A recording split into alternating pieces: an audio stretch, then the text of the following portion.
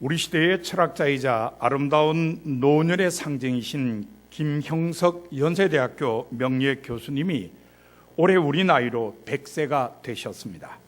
하지만 지금도 연 160회에 달하는 특강을 하실 정도로 건강하십니다. 우리 중국 가족 중에도 이렇게 건강한 노년을 보내신 분들이 많이 있게 되시기를 바랍니다.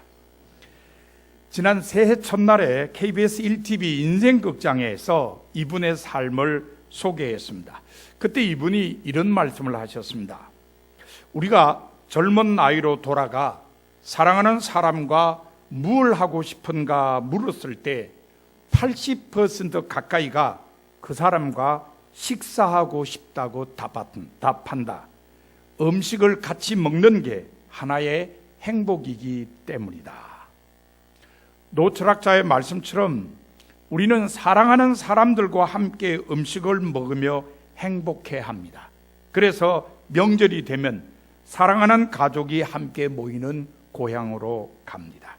특별히 설날에는 연로하신 어른들을 찾아뵙고 세배로 인사를 드립니다. 그리고 함께 음식을 먹습니다.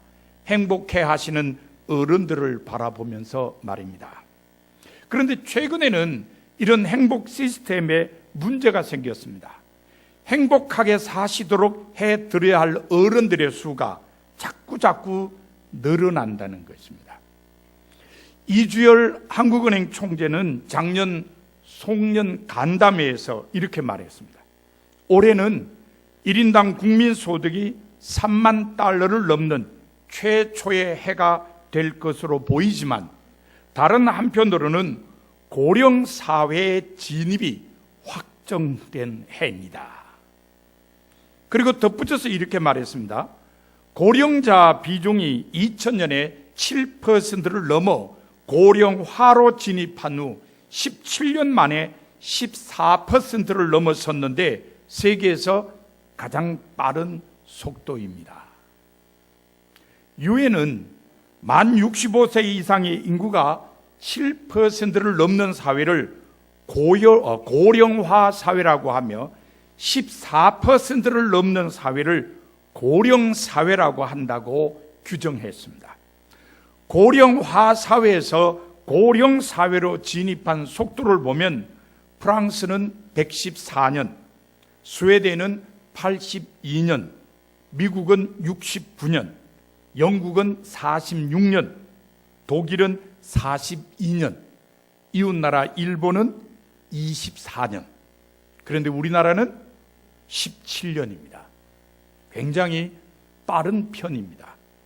그러니까 대책을 세워야 할 것입니다.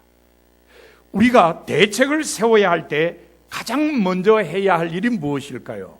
그것은 그 대상을 올바르게 이해하는 것입니다.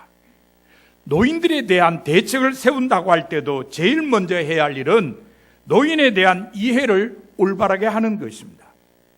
이 점에서 그리스도인들은 성서가 노인에 대해서 어떻게 말하는가에 대해서 귀를 기울일 필요가 있습니다.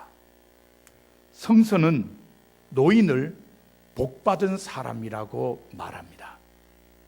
잠언 16장 31절에 보면 백발은 영화의 면류가 아니라 공의로운 길에서 얻으리라고 했습니다. 노인이 되도록 사셨다는 그 자체가 복받은 것이라는 말입니다.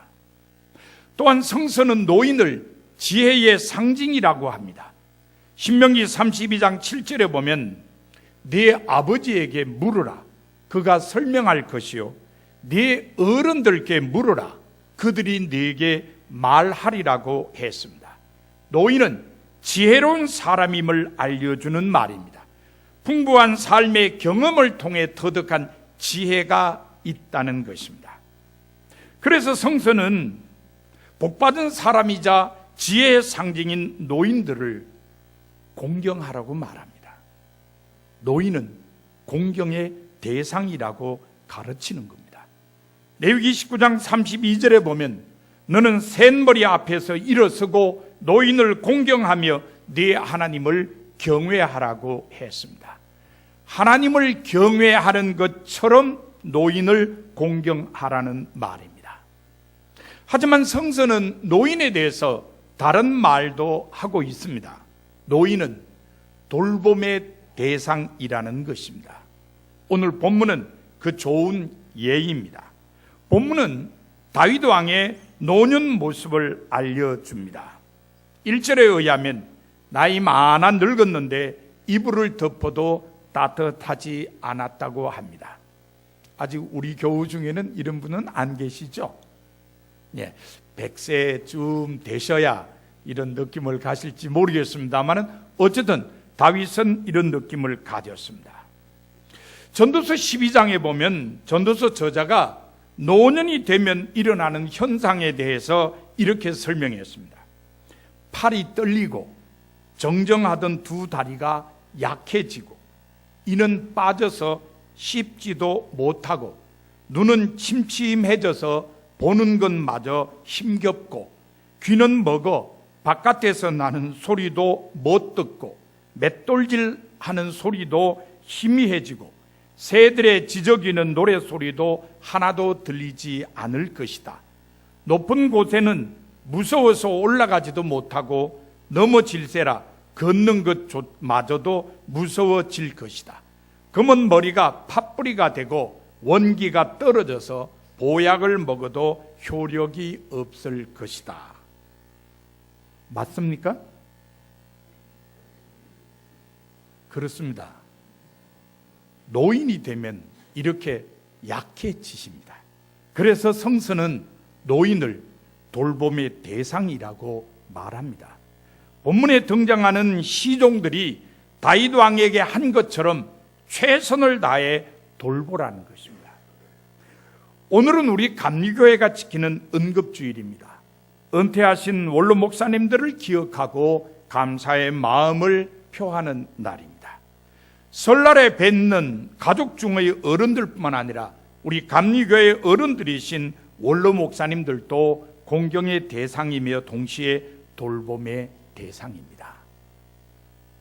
성서는 이렇게 어르신들, 노인이 되신 어르신들은 공경의 대상이며 동시에 돌봄의 대상이라고 가르치고 있는 것입니다.